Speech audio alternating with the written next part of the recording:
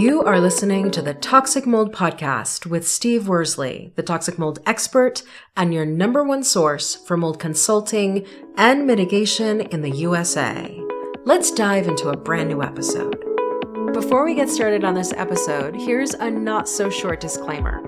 While all attempts have been made to verify the content provided in this podcast, neither the podcaster or the producers assume any responsibility for errors, omissions, or alternative interpretations of the issues discussed here.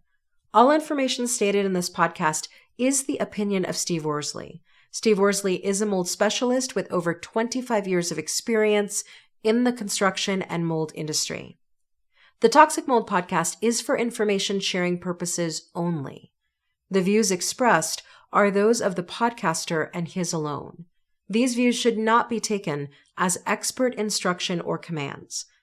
While there may be references to medical conditions and symptoms, all podcast episodes are the opinion of Steve Worsley, and any medical questions or concerns shall be addressed with the appropriate licensed medical professional or professionals. As the podcaster refers to different mold types, please be aware that Steve Worsley is not a microbiologist, and questions concerning mold specifics should be answered by the appropriate professional. Steve isn't, nor does he offer any legal advice. For any legal advice, you must speak with a lawyer. The listener is 100% responsible for his or her own actions.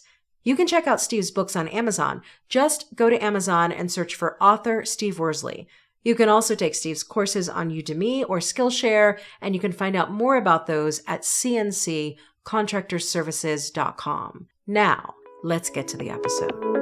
Dr. Richer is a chronic disease reversal specialist. Dr. Richer is the CEO and founder of Richer Health Consulting. Her mission is to educate people how to reverse chronic disease and mental health conditions through proven metabolic nutrition and detoxification programs and science-backed therapies. Dr. Richer is currently working on Richer Health Hotel and Wellness Center, representing a new category of hospitality. This Stay to Heal model combines a 180-suite wellness hotel, a whole food plant-based restaurant, and an education and research center dedicated to helping guests reverse chronic disease, improve mental health, reduce or eliminate medications, and return to thriving through immersive regenerative health programs. You don't want to miss this episode. Now, let's get to the interview.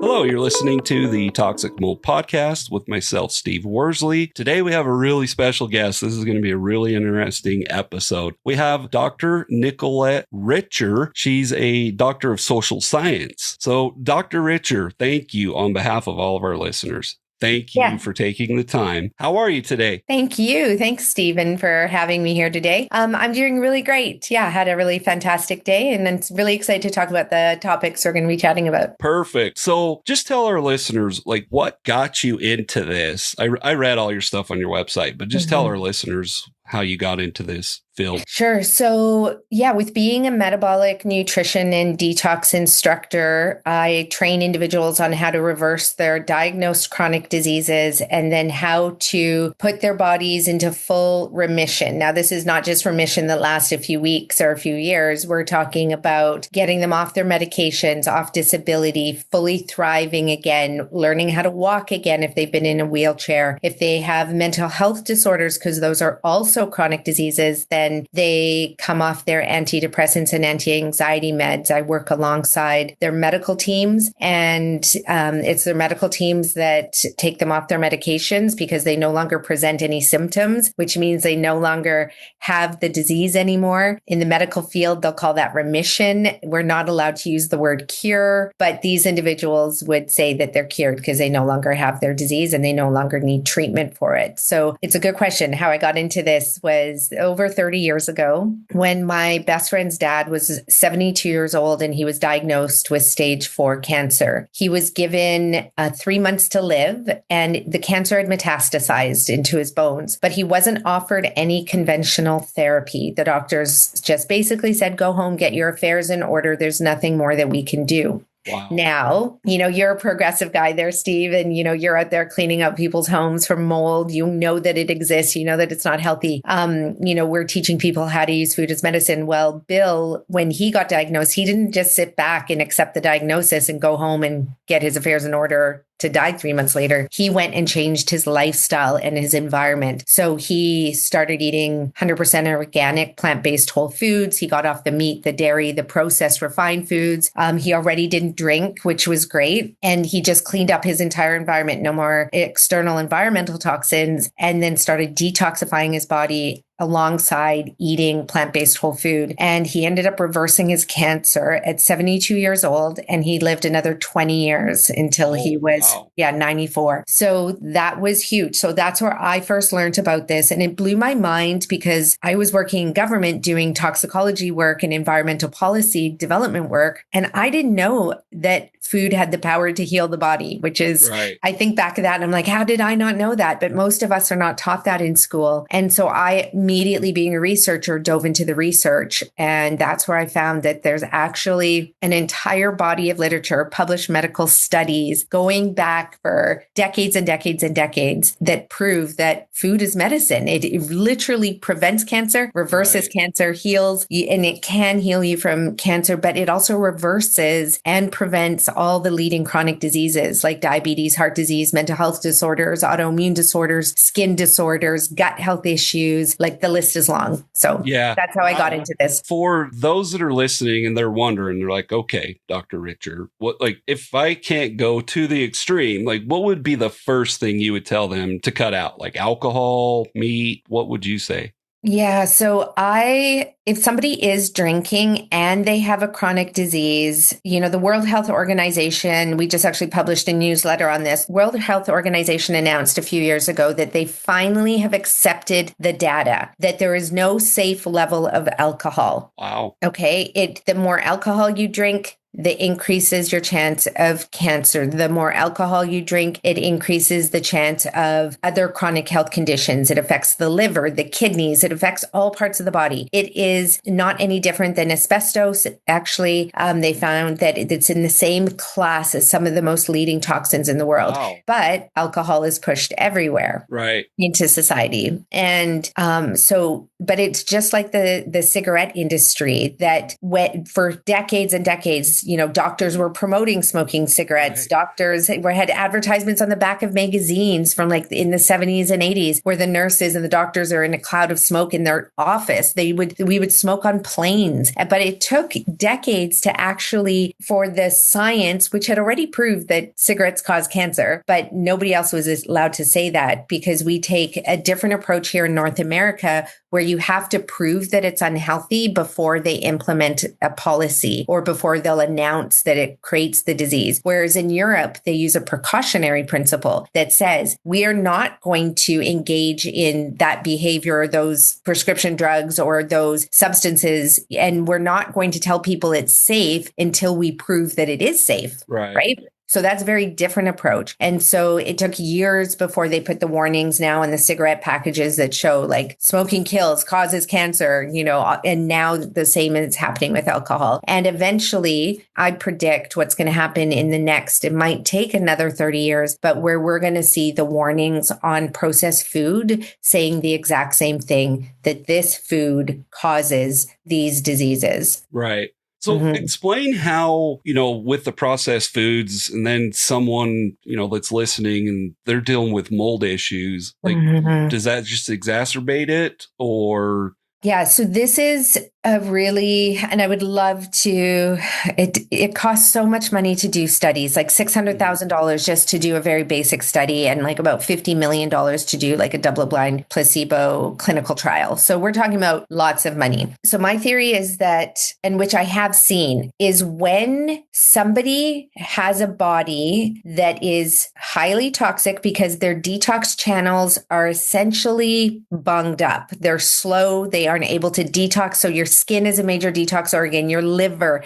your kidneys, your lungs, every time you breathe, your bladder, urethra, you're always detoxifying every single moment of the day. Even when you sleep, that's when your brain be cleansed, is when you're sleeping. Okay, so when your detox channels are not working, then you're not moving waste out of the body. And then what happens is you're also not moving nutrients into the body well. So your cells can't absorb those nutrients. So then your immune system deteriorates as your gut health issues deteriorate, as your hormone system deteriorates. Literally every system deteriorates. And then you start getting brain fog and skin rashes and constipation or chronic diarrhea and, depression, anxiety. Everything starts to build up when your body's highly toxic and nutrient deficient. Now, we're living in a society where 3 out of 10 North Americans consume enough whole foods in their plant-based form to actually just maintain health. So it's why 60% of North Americans, it is crazy, 60% of North Americans are living right now a diagnosed chronic degenerative disease. And we're about to approach 1 in 2 people having a mental health condition soon. This is a crisis that we're in. And so when people are eating processed food instead of plant-based whole foods, then what happens is they're depleting their body even more, they're not able to detoxify. And then you put them in an environment where there's mold and their body just responds to the mold. It's a trigger. Whereas if you took somebody like myself, who's been eating this way for 25 years, clean, real, whole foods, organic foods, my body's not destroyed by the pesticides and other chemicals and all the food coloring and the dyes and the, processed synthetic things that they're putting in all the processed packaged food. Well, my body, it's going to take probably maybe years. And this is where I'd love to do the studies, but maybe years, but a long time before the mold has an effect on my body. Versus you take somebody who's right on the precipice and they're battling chronic diseases, taking prescription medications, you put them in a moldy environment and they stay there for a short time even, they're going to respond almost immediately to that. So they don't have the resilience. So we need as a society to build up resilience, because you're never going to escape the Lyme, the mold, the, particulate matter in the air from the dioxins and all the everything coming out of the tailpipes of our cars. But for somebody who has asthma, so they already have a chronic disease, they can't, like dust and mold and particulate matter literally puts them into an asthmatic fit, right? Mm-hmm. So that would probably be the best analogy to use, is that they just don't have the resilience to withstand these environmental pollutants. Okay. This leads right into my next question so talk to the listeners about opening the pathways to detox from mold. Mm-hmm. What steps can they take? How important is it? Because I hear it all the time. Obviously, I'm not a medical professional, but that's what I always hear. Open the pathway. Open the pathways. Open the pathways. We have to have them open. It's the same as, one of your biggest pathways that you have in the body, in the body is the colon, right? Your digestive system, that's one tube that goes from your mouth where the food goes in, and then you have your anus where the food comes out. That's one long tube. And so the thing is, when people's detox pathways aren't working well, one of the first things people can experience is constipation. And so, or diarrhea, but constipation is really prevalent in our society. And so that is something that we can relate to, because it's obviously the thing that makes you the most uncomfortable, and it can be painful and it can get backed up, and then you have to take diuretics. So we need to open up those pathways. So cleaning out the colon is one example. But the thing is if you're suffering from diarrhea or constipation, that's not your only detox pathway that is clogged. So to open up the detox pathways is actually a bit counterintuitive. We don't want to just go in and keep cleansing, because that leaves the body depleted. Sure, you can open up the detox pathways, but you actually have to nutrify. So with our clients, we move the nutrients in the form of plant-based organic whole foods. The body takes in all those phytonutrients, then the cells get flooded with those nutrients. And then that's what reduces the chronic inflammation, because we're not putting in ingredients in there that are triggering chronic inflammation. So once the inflammation is gone, the detox channels open up. Whereas you can try and force the cleaning of your liver, unless you're doing it every day, then all the waste is just going to end up in the liver again. And so you have to detoxify every cell, every organ, every tissue, every part of your body simultaneously. And you don't want to just put pressure on one organ by opening up those detox pathways, but then everything gets diverted to the skin or the lungs or the kidneys. We need to be detoxifying everything simultaneously, but starting with nutrification first. Wow, that was great. That was a great answer. It brings me kind of to the whole microbiome. We hear this all the time, probiotics or whatever. Yeah. Talk to the listeners about how important the microbiome is and how mold and other toxins affect it. So I love the topic of the microbiome. However, I'll never be the one to say that you just need to heal your microbiome, because again, that's taking a very fragmented, siloed approach to healing. So you do have to heal the microbiome. And the microbiome is the collection of bacteria that we have inside of our bodies, but also on our bodies, in our eyes, ears, on our skin, in our hair, teeth, everywhere. We are these human organisms that are made up of about 37 trillion human cells. So those are the cells that carry the genetic material from your mom and your dad and make you, Steve, you, and me, and gives me makes me look like this and you look like that. And so we have the genetic material there. But then also, in addition to our own human cells, we have 40 quadrillion bacteria, parasites, fungi living in and on our body. So we're actually more made up of an other species and life forms, right? The bacteria, et cetera, that has its own genetic makeup that doesn't have anything to do with your mom and dad. Some of it does come from your mom and dad in the form of it got transferred when you were, being born into the world and through skin to skin contact and breathing and everything. But it's not your own DNA. So this bacteria that floods our body internally and externally actually keeps you healthy. It regulates your immune system. It regulates your hormone system, your endocrine system. It helps you get pregnant. It helps you fight infection. It helps you think and breathe. And it actually creates 95% of the serotonin and the dopamine that your brain uses. That's created in your large intestine. And so when people are consuming a diet that's high in animal protein and animal fat, then what happens is you're not getting any fiber in your body, because there's zero fiber in eggs and chicken and fish and beef, and there's zero fiber. So if you're eating a diet that's high in processed food, so poor quality fiber, and high in animal-based products that has no fiber, your detox channels are kaput. And so you need to fuel that bacteria so that the healthy bacteria can keep the unhealthy bacteria at bay. It's just everything is in relationship. It's in a symbiotic relationship. And so just like when the mold grows in your house, it's because you've created an environment that allows the bad mold to grow, often the black mold. And there's so many different species and kinds. I don't know if you call it species when it comes to bacteria. I'm not that familiar with the bacteria side of it, but for mold, yes, we always, we have to know what species it is to determine if it's how you treat it, pathogenic or toxigenic. Yes. Right. And there's going to be good mold, good levels of good mold, and then there's going to be unhealthy levels of bad mold. But it's that combination of, if you don't have airflow in the basement, and if the temperature is not at the right temperature in the house, and there's too much condensation, then you can grow really unhealthy mold. But the body works the same way. So you want to feed the good bacteria. And guess what? The good bacteria lives off plant-based fibers and nutrients. Right. So that's how you heal the microbiome. Okay. And I think what I really liked about what you just talked about is you can't just focus, be myopic and only focus on the gut. You've got to focus on the liver and other things. So when it comes to, a listener that wants to detox and they can't get out of the moldy home, what would you say to that person?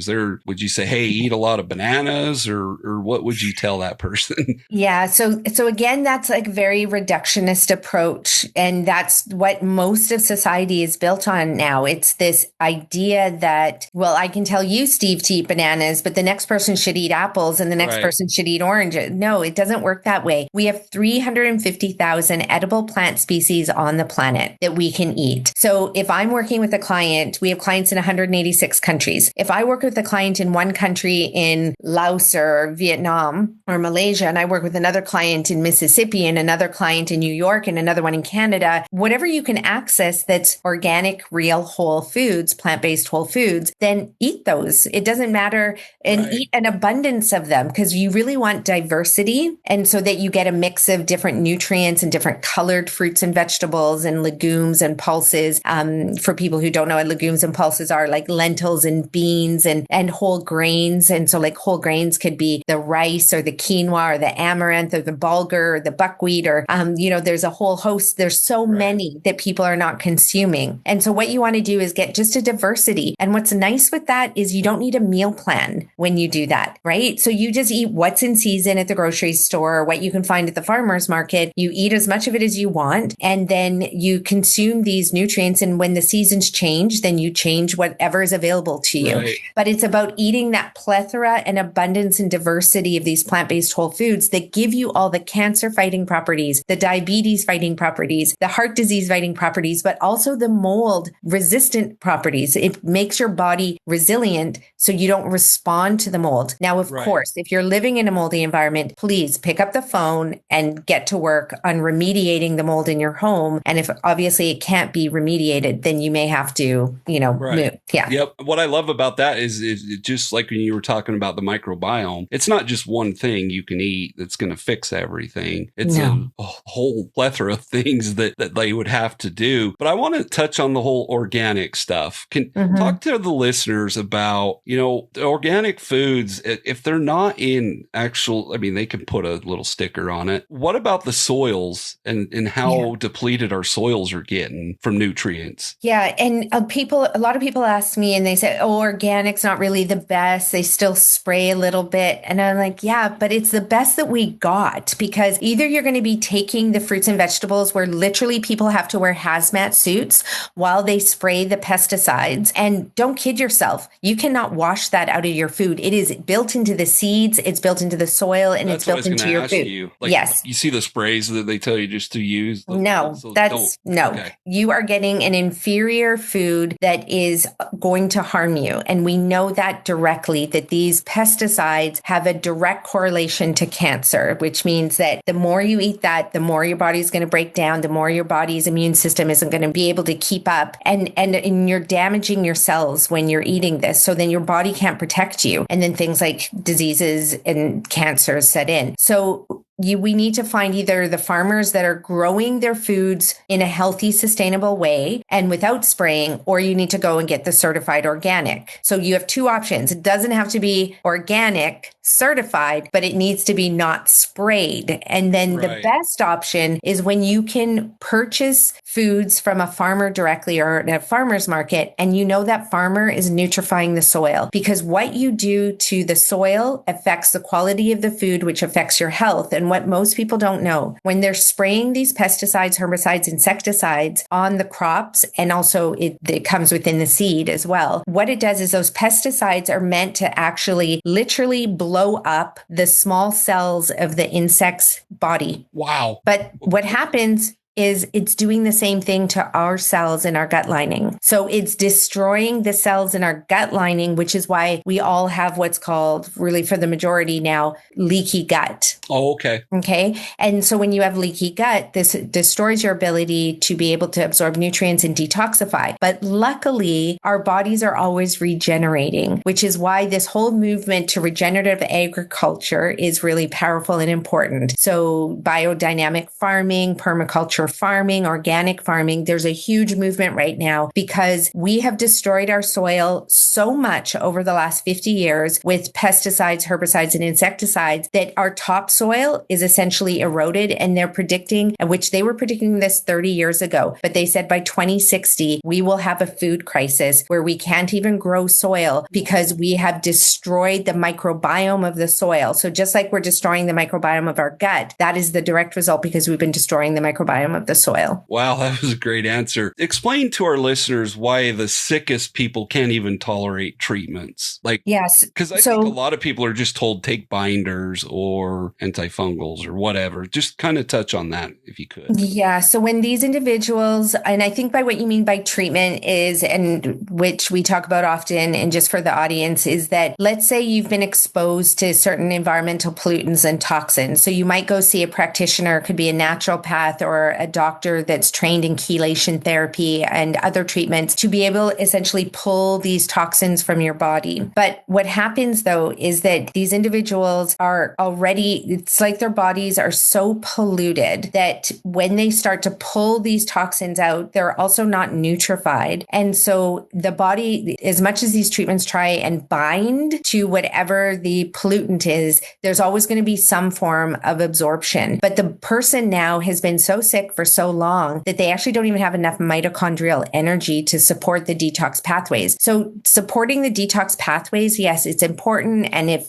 I've had clients with high mercury levels, high lead levels, high copper levels, low copper level, like everything you can imagine, mold, yeast, everything. But in our society, we want to go in and we just want to eradicate and kill, right? We want to do that. But the problem is you have to build up the healthy environment, because even when you just pull all of that out, if your body doesn't know, it hasn't built up its proper detox channels, it's just going to build up again and again and again. Right. And when you're dealing with bacteria and when you're dealing with mold, those bacteria and mold are really sneaky and parasites. They know how to go dormant and protect themselves just like cancer does. Cancer knows how to put up a little protein signal to trick the immune system so you can't actually detect the cancer. So if your body, what you're essentially doing is when you just want to go in and kill and extract without building up the body's resilience by building healthy organs and building healthy detox pathways, because you can rebuild all of that. That is regeneration. Then you're going to be at the mercy of this other life, right? The bacteria, the microbiome, the unhealthy kind, they get really sneaky, really smart. And then you won't be able to always detect it. And then it comes back with a vengeance. It's why people who do candida cleanses, it's like, yeah, they're going to get rid of the sugar. But then you do that temporarily, but the yeast goes dormant and the yeast is smart. And so then, of course, it comes back with a vengeance and then you're hooped. It's much worse than it was before. So you are much better off nutrifying and healing the detox channels as the body heals. And then the body it will do what it's designed to do. It will detoxify at the same rate that you are healing. Right. Right. So let's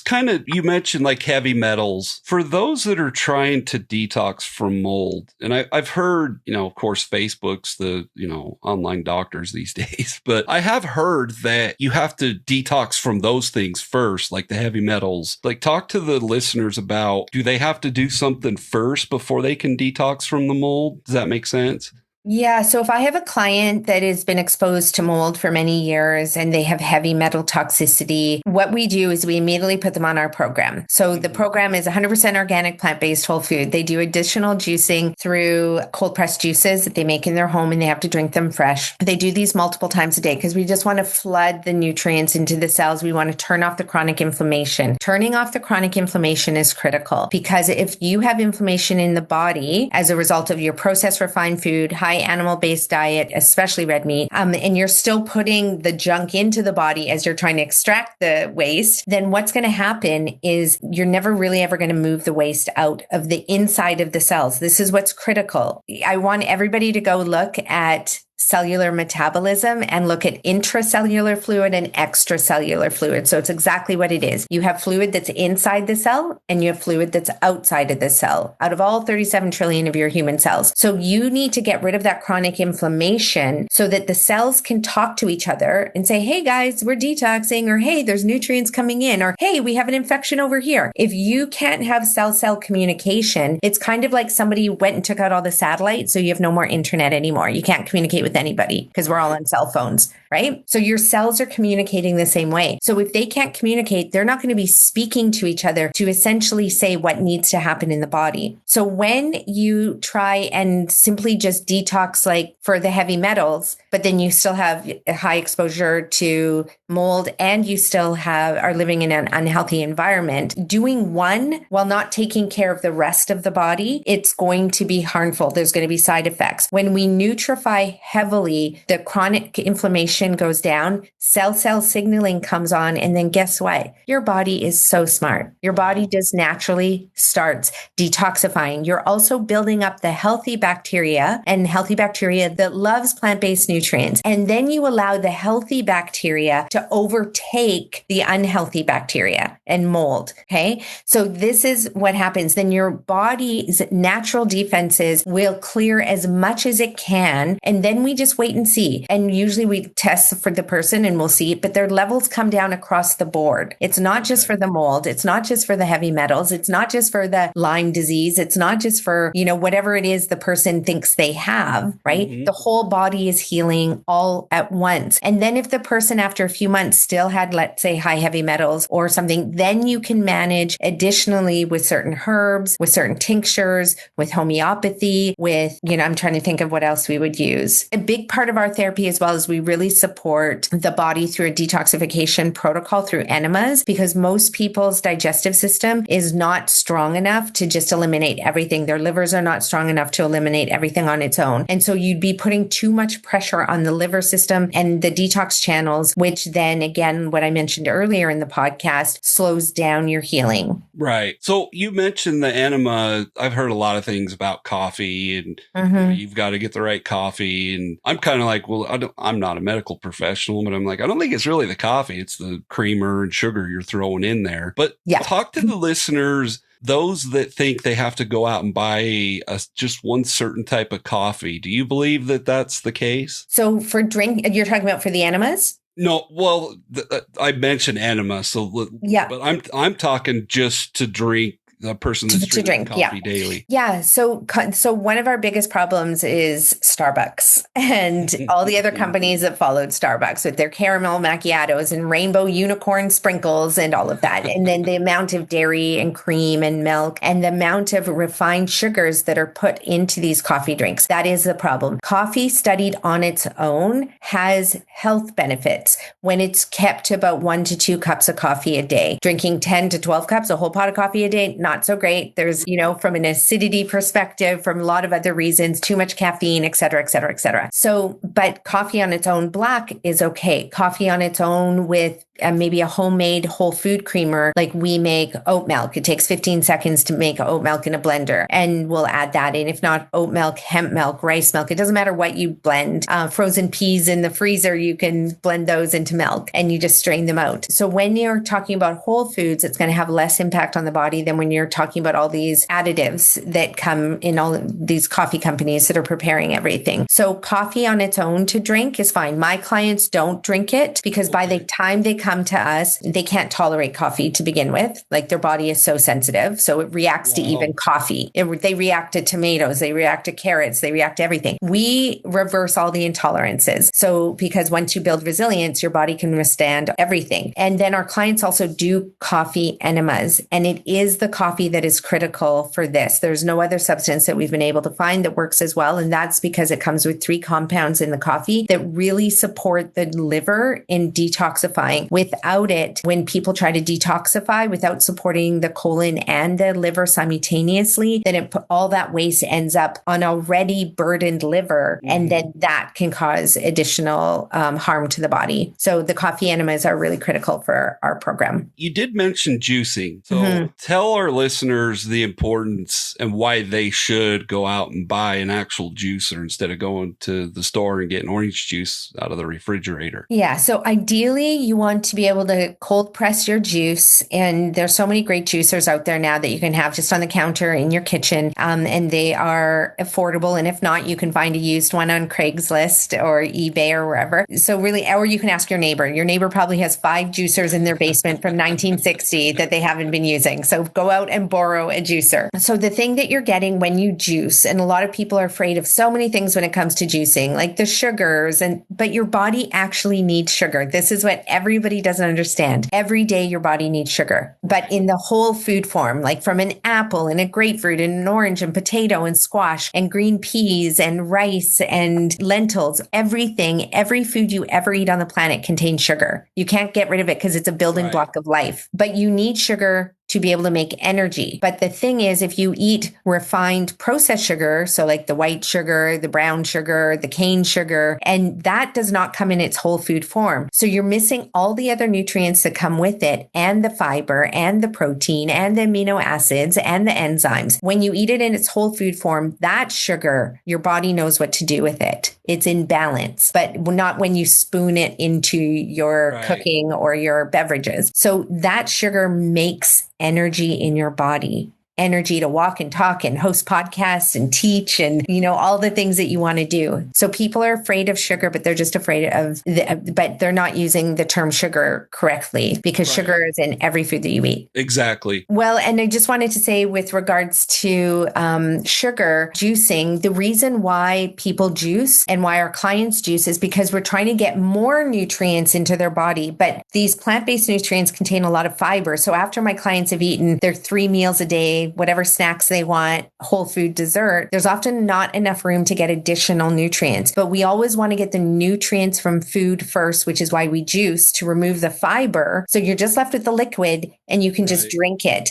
But you want to drink it within 15 minutes because you also want the live enzymes. You want all the other properties that can get destroyed with heat, light, freezing, packaging, processing. So having one of the processed juices that you buy at the store that are good for like 40, 50 days, you are missing essential nutrients that you need there. So you are better off juicing it at home. But if you can't, then try and go to a cafe where they've just made the juice, hopefully that day, and then you can buy juice there. But that's how we get the extra nutrients in the body to heal the body really, really fast. I remember during the Healthy Home Summit, you were talking about oils and cooking in oils. As far as like what we're doing, like vegetable oil or whatever, canola, tell our listeners what types of oils should they be using if they're cooking something in an oil. Right. And this actually brings up a good point about oil. So let me start by just clarifying the difference between an ultra processed food, a processed food, and a whole food. Okay. So an ultra processed food, well, let's start the other way from the whole food. You can have a potato that comes out of the earth. It's got a little bit of dirt. You rinse it off and then you chop it, bake it, and eat it. That is a whole food. You haven't added any salt or oil or sugar or anything. That is a whole food, that potato. Apply that to any other nutrient food out there. The processed food would be where you go to a restaurant, they've chopped that same potato and then they've soaked it in something so that it doesn't go brown. Then they put it in a deep fryer of whatever kind of oil they're using. They sprinkle salt on it. They sprinkle a bunch of other seasonings. Often the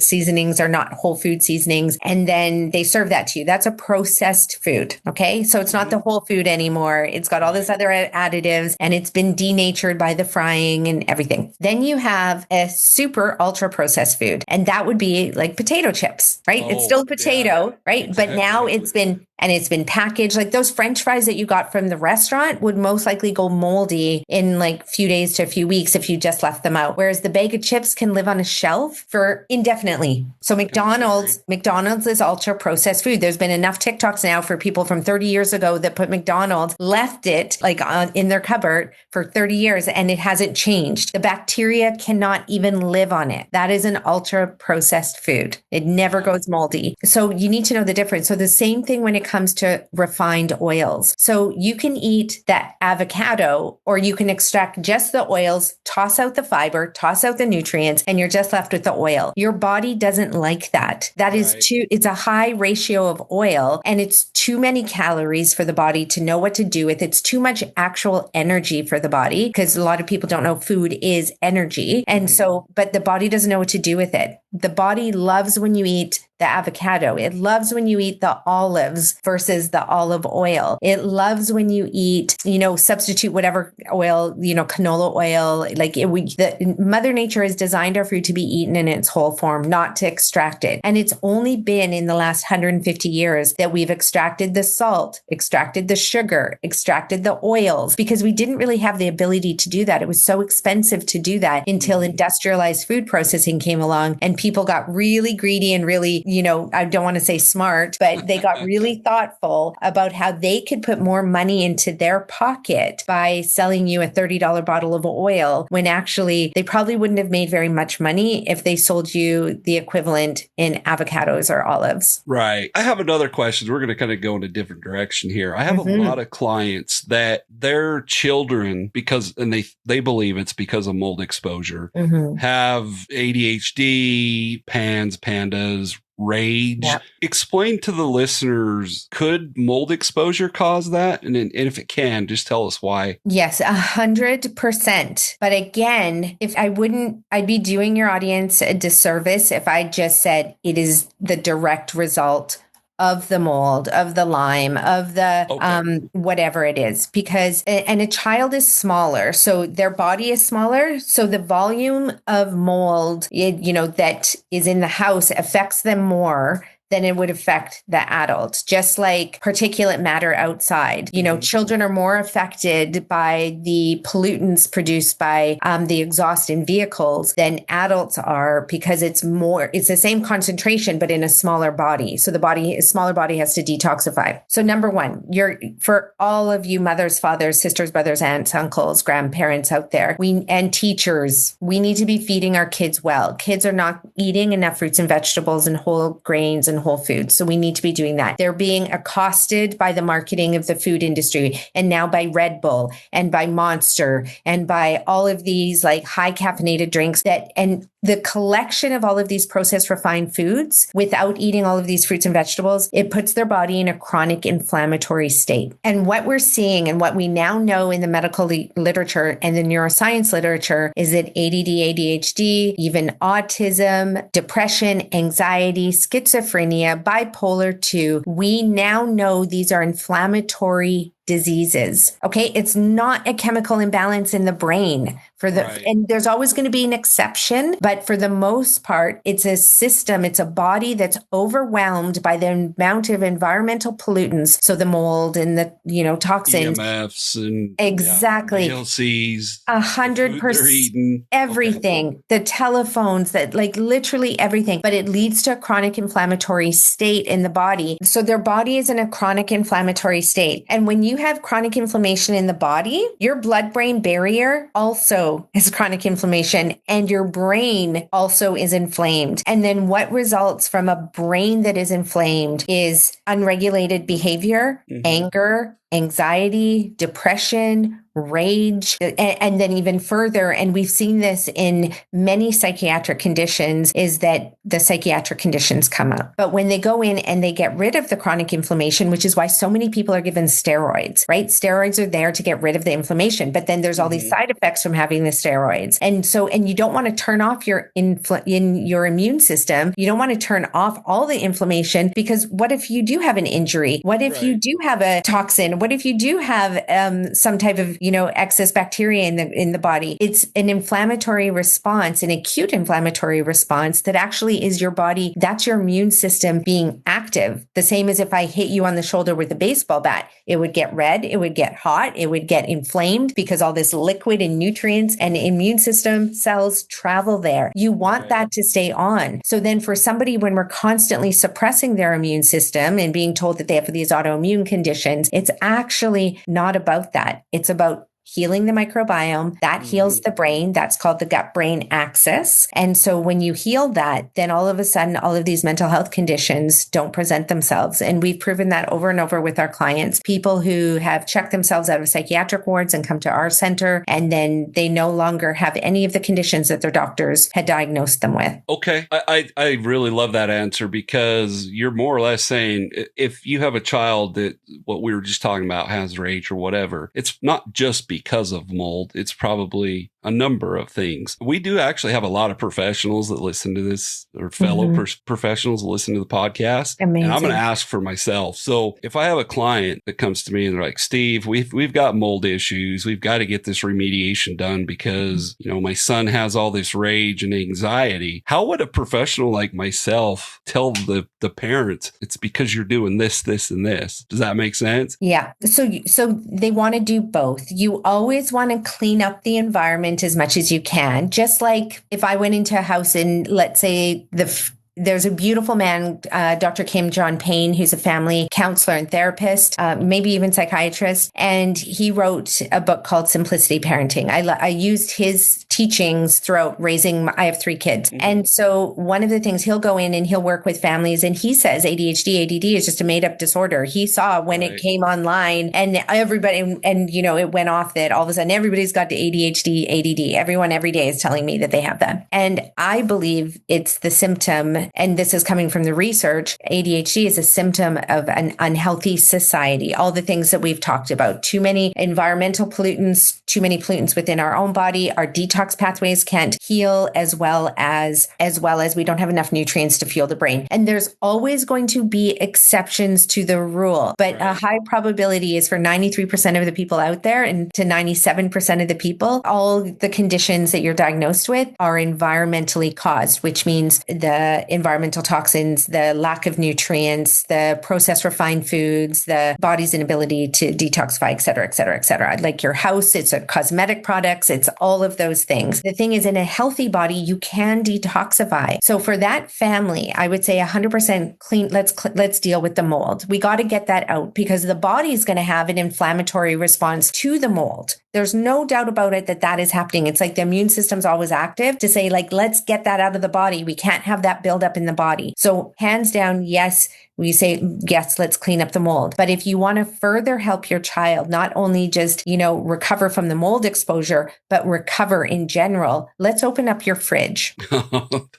I know. That's a good point. Yep. And I used to only do health consults inside my client's home because they would all say, oh, I eat healthy and I eat healthy and I eat so healthy and I'm an athlete and I eat healthy and I'm a nutritionist and I eat healthy. Then I would open up their fridge and their cupboard doors.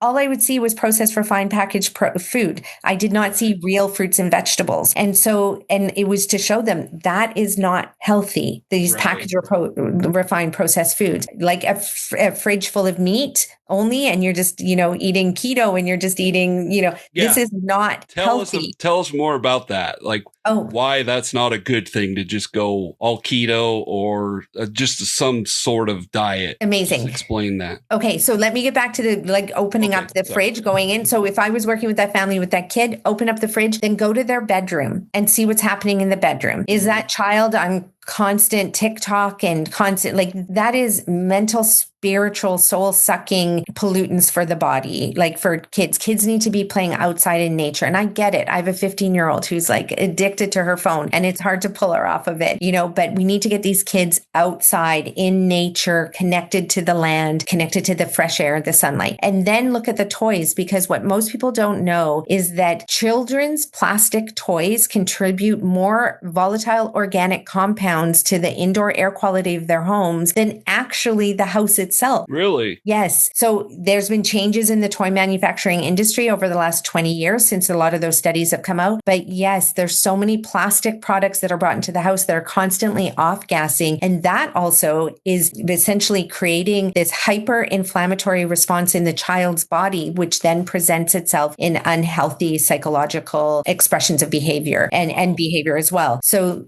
yes. So it's important to take a well-rounded approach. Everybody just wants to point their finger at one thing, but it's never just the mold. It's also the body that is not able to withstand the mold. So we have to build that resiliency. That makes total sense because that's what I was trying to get at. Like just removing the mold only itself. I'm not saying it wouldn't help, but there's a lot more other things that you have to address. But speak to these diets where, it's all carnivore, or tell our listeners what that can do, especially if you are dealing with mold toxicity. So it's so interesting because people right now are on this, and I will call it's a downright insane health kick where they think that humans are carnivores. And this is false information that has been perpetuated. And yes, humans can eat a little bit of meat. So I'm not here saying all meat is bad. Right. But the problem is if you eat even a little bit of meat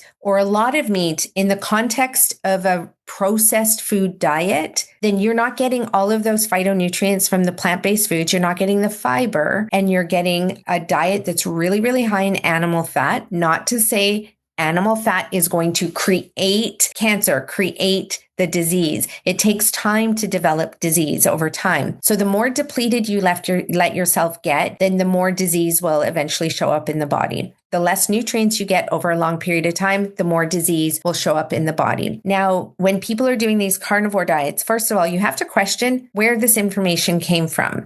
There's individuals who've been saying that, humans, cavemen, that's all we did was eat meat. Whereas anthropological lens, as well as a biochemistry lens, we have found that that's not actually true, because they're basing this on the fact that outside caves, outside, living quarters where humans used to live thousands of years ago, all they could see were the bones of these animals that they ate. So they were just like, oh, humans eat lots of meat. That's all they eat. But the thing is, when somebody eats a wild turnip or a wild potato or corn or whatever, wheat, when you eat that, it gets digested and you're not pooping out bones that can then fossilize, and you can see that you're pooping out poop, and that gets turned into compost, and then that gets turned into dirt over time. So from an anthropological lens, you can't see that they were eating also lots of berries, lots of greens, all the wild turnips and mushrooms and squashes and all of these foods, lamb's quarter, dandelion. Like if you just look outside in your backyard, most people are mowing over all the greens that are actually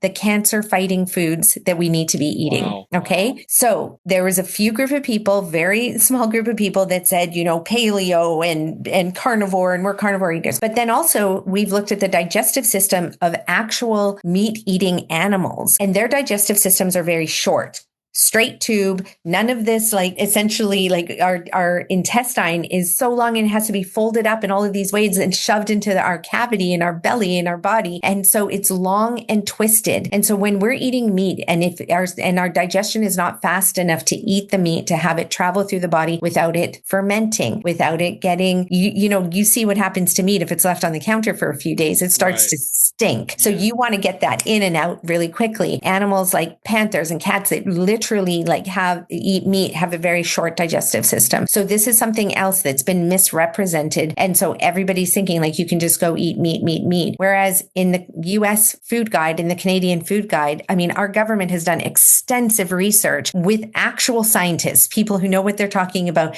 that has said that the more meat you eat, the higher the chance of creating cancer. And that is directly attributed to red meat, especially. But the food guide said, eat less chicken, less beef, less animal-based products over time, less dairy, and start eating more vegetables. So we have to stop looking at these bloggers that are out there that are making these anecdotal claims. And what I have seen is my clients come to me after they've been doing sometimes now years of keto, because it's been long enough, and they're so acidic, their skin is so terrible, their livers are so burdened, because to also process out that much animal protein is very, very hard on your kidneys. So they're coming to me with kidney damage. They're coming to me with genetic conditions now. Not that they had the genetic condition before, but this diet that's low in nutrients and high in animal fats and protein has made essentially the intracellular fluid has made it such poor quality that it's affected the expression of their genes. And so this has now showed up in other diseases, and we're just seeing this more and more and more. So it's important that we get people eating plants again. So let's talk about, let's say we have a listener that's saying, okay, I just got out of mold. I'm going to start Dr. Richer's protocol. How long would it take for them to start seeing improvements? We talking days, months, years? Yeah. So I love this. So for someone who has diabetes who starts our program, within 24 hours, we can see on their Dexcom, or whatever device they're using is basically implanted. Yeah. Implanted on their arm.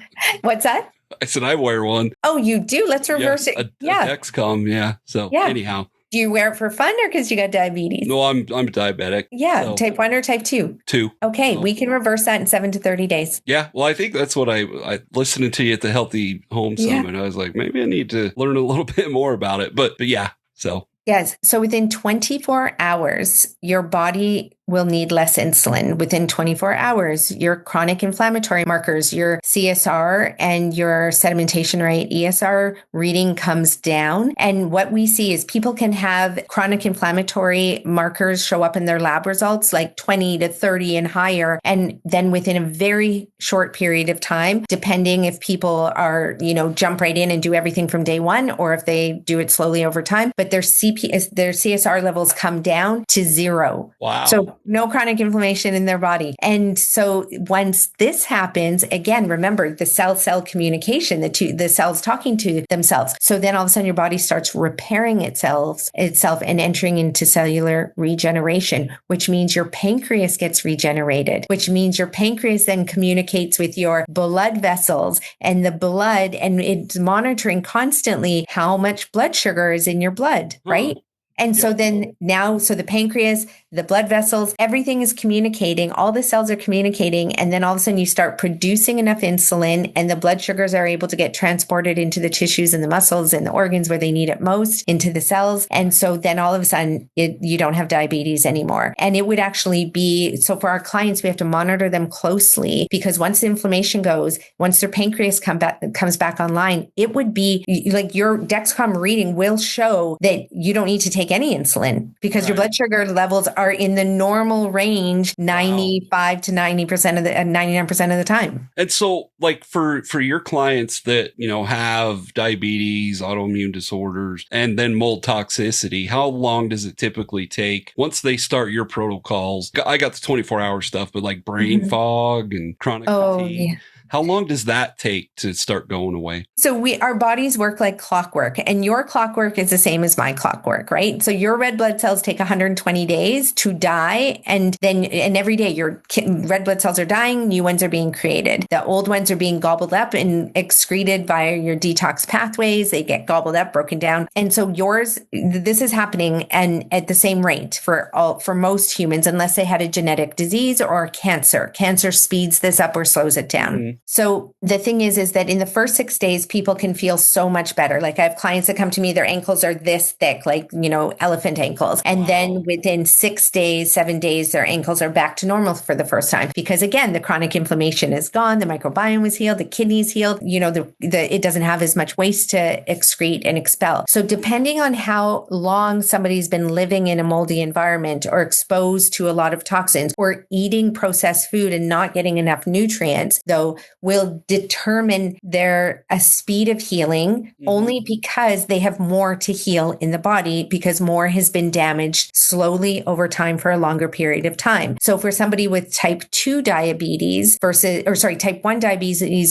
type 2, we have to make sure that they have at least one beta cell functioning in their body, in their pancreas. And then that beta cell becomes 2, which becomes 4, which becomes 8. And then slowly the whole pancreas gets regenerated. That takes 4 months, right? Okay. So, but they can see results starting in the first 24 hours. Now, so the more waste you have in the body, so it could be any kind of environmental pollutants, the more you have to detoxify. So you can only detoxify so much on any given day, because you don't want to do that too fast. Let's say somebody is covered in head to toe psoriasis or eczema as a result, that's how their body is expressing to the mold toxicity. Well, their body first needs to heal the skin and all the other organs, and then that skin needs to go through a repair. So your skin is always turning over every single day. Somebody who comes to me with Crohn's disease, that might be their expression of a poor diet and being exposed to mold. And then they have all the symptoms, and everybody has the brain fog, usually has brain fog when they have a chronic disease. So the brain fog is one of the first things that lifts, because the chronic inflammation is gone, and then the brain essentially can get nutrients and start detoxifying. They also start sleeping better. So for most people, the brain fog lifts right away within the first week. Yeah. And then whatever illness has presented as a result of their nutrient deficient lifestyle and highly toxic lifestyle will determine how fast the other symptoms go away, if that makes sense. Yes, it does. You touched on a book earlier, but you didn't mention your book. So tell our listeners about your book and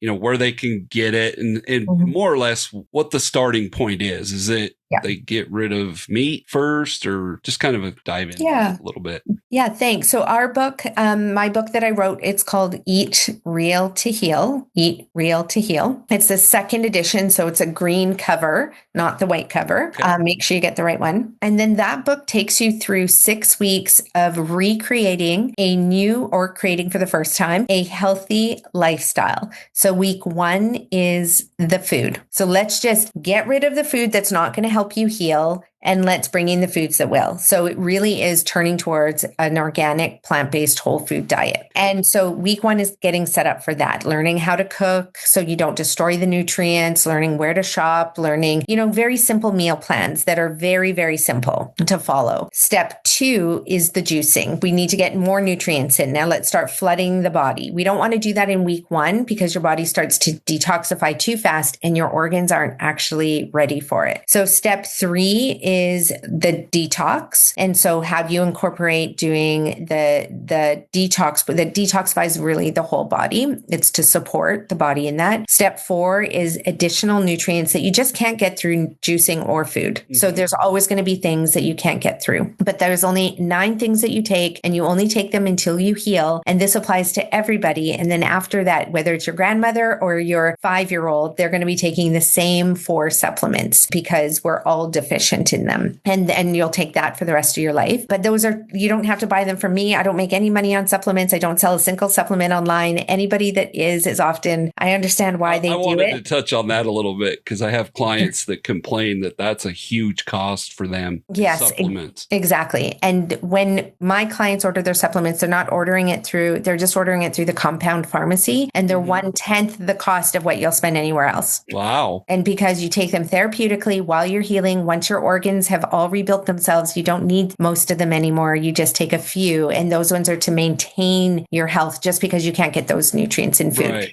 And they're the basic nutrients that you need to just create red blood cells and to, support the body as you go through life. So then week 5 is bringing it all together. And week 6 is then looking at your external environment. I don't want everybody just going and throwing out all their makeup and throwing out all their cleaning products. Yes, for sure, some of them, but it takes time to implement lifestyle changes. It takes time to figure out what to do with it and to figure out how to clean with different products. If you're not used to cleaning with natural products, right? And you're used to using bleach and Comet and all these other things, or if you're used to using pesticides in your garden, it takes time. And so we don't want to just put everything on everybody in the first week. So then by the end of the 6 weeks, you have looked at your whole entire life internally and externally, and you're well on your way. And that's when the healing begins, is when you're doing all of those things at once. Then you'll see dramatic shifts in your health. And so for some of my clients, they actually do it all in 1 week. And then they actually, yes, they just have the ability to read the book, put their mind around it. And they're they got the juicer, they're doing the detox, they've ordered the supplements, they're cooking the food, and but not everybody's like that. We're busy, we have kids, everything. So it's not going to be that easy for everybody. So that's why we've just taken it slow with the 6 weeks in the book. Wow. So it's funny because with mold issues, it's a whole family thing. If you have a teenager that's taking an hour-long shower and causing mold issues, explain to the listeners why it is so important with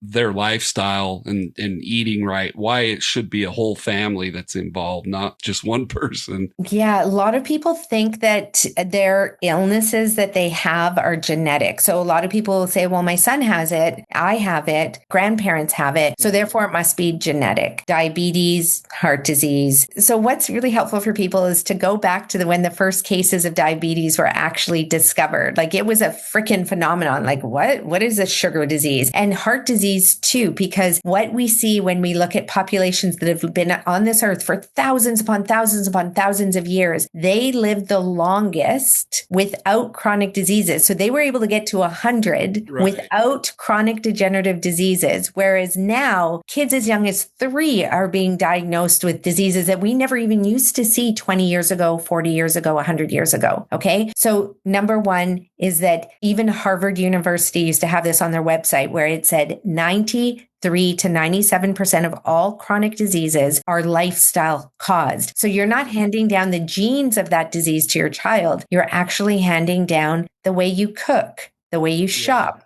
the way you eat, the way you leave your windows closed and don't get any fresh air circulating in the house, and you have the, thermostat off, and so you're growing mold in your basement because there's no airflow. That kind of behavior is getting handed down. And also, for the most part, most people are living in the same household often when they have these, so they think it's genetic, but they're not looking at their environment and they're not looking at the food that they eat. So my wife has started she makes sure she's outside for sunrise. She makes sure she's outside for sunset. When she does it for sunset, she'll be mad that I don't remember what they are, but these glasses on, they're like blue blockers or something. Talk to our listeners how those kinds of things affect us, especially when we're being exposed to EMFs, mold, and everything else. Yeah. So I'm 51 years old, and I don't currently have a chronic disease. It doesn't mean that I didn't get close to creating them when I burnt myself out. So when I was, a glass of wine at night and a cup of coffee in the morning and staying up late breastfeeding and then doing cash outs and running lots of businesses, I burnt myself out. Okay. And forgetting to eat all day. So I was really depleted and eventually led to burnout. I was very exhausted. The beginning of autoimmune disorders, thyroid was out. My inflammatory markers were really high. So I created that on my own, but I knew what to do. So I stopped all of that and I cleaned up my act. And for the next 30 days, I stayed inside and I just fed myself well. I slept and I did all the right things. I drank my juices, did the liver detox daily, and took the supplements. So then I was fine. The doctors couldn't believe it. They're like, "You're 100% perfect." I'm like, "Yeah, but I did all of this work to get there." So I walk through this world not afraid of bacteria, not afraid of mold, not afraid of Lyme, like ticks, not because I walk in the forest. My dogs are covered in ticks all the time. We pull them off. We check ourselves. I pulled one off my neck not too long ago. And we can live in fear of our environment, but it's actually our environment that keeps us healthy. So when there are things you can do, like getting blue blockers for sure. Not being on the screen an hour before bed is a really good way to support your sleep. There's, some people, we could do a whole episode on sunscreen if you want. I'm all about getting the sun to touch your skin for at least 20 minutes a day. Doesn't need much more than that. And then wearing, a white shirt or flowy linen clothes so you stay cool on those hot summer days and you're not going to burn and damage your skin, but you're also getting sun because you do need vitamin D. The sun is our direct source to vitamin D, which is so critical for our mental health and our physical health. So we're living in fear of our environment where we actually need to live in harmony with it, because this is probably the most important thing that I'm ever going to say on any podcast is you are your environment. You are nature. You are not any different than nature. Human beings are actually animals. We are animals in every sense of the, term in biology is we are animals. And so we have to live as nature, not in fear of it, not separate from it. You can never separate yourself from it. So if you are behaving in a way that is not natural, which means staying indoors all of the time, looking at screens all of the time, eating processed packaged food, that is not natural. Taking prescription medications, those are synthetic chemicals, which for many people, they have to take them because they don't know another way. So I'm not here to say that they're bad, but they're our temporary solution. And if you continue to stay on them indefinitely, they shave often years off your life. They have other side effects. They often result in you not taking the action to heal the body. So therefore, your body continues to be in a state of decline. And then you need more medications and more. So we need to start behaving like animals and be one with nature because we are nature. And when we do that, then we may or may not need the blue blockers. Mm-hmm. We may or may not, maybe it is a good thing to get light directly into the eyes for a little bit. Maybe there is a cleansing action that actually comes from that is needed to, again, build resilience. Now, I know so many, we're living in an environment where we're afraid of all of that. So it's like, get it away from me. Let's kill the bacteria. Let's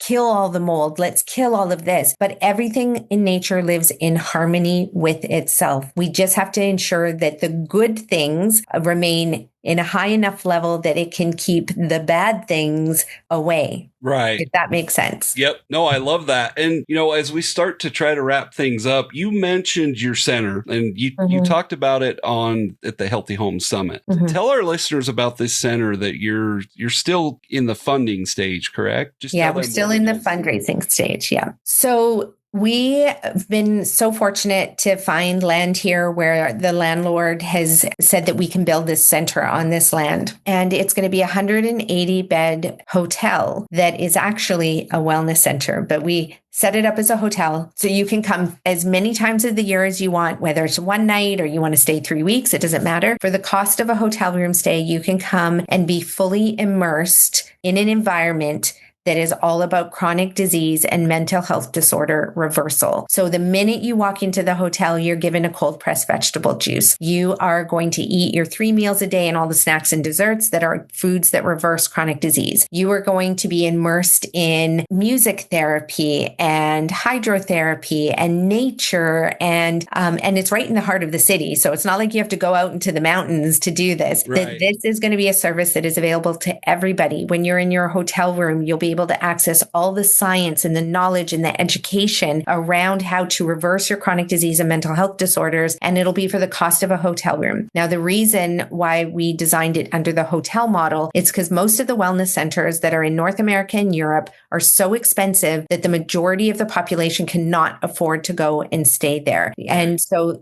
and most of these places that call themselves wellness centers are not in the business of reversing a chronic disease. You can get a massage, you can go to the spa, you can eat a nice salad, have some almonds, get a foot rub, but that doesn't reverse your chronic disease. Sure, that minimizes stress temporarily, but that doesn't necessarily reverse your chronic disease. You can spend all this money getting all the latest lab results, but I don't care about your lab results. I care about you not needing to ever get lab results again. So that's what our center is on. And then what happens is when you leave, you get access to myself and all of our coaches who will give you weekly education for free. So you just show up and you're able to ask all the questions that you need. So you're in community, you're fully supported. If you have questions around mold or cleaning products or diabetes or whatever, you have that information. And then let's say you have, you want a somatic therapist, great. We will teach you about somatic therapy, and then you can go find one if you want to heal your trauma. So it's a total inclusive center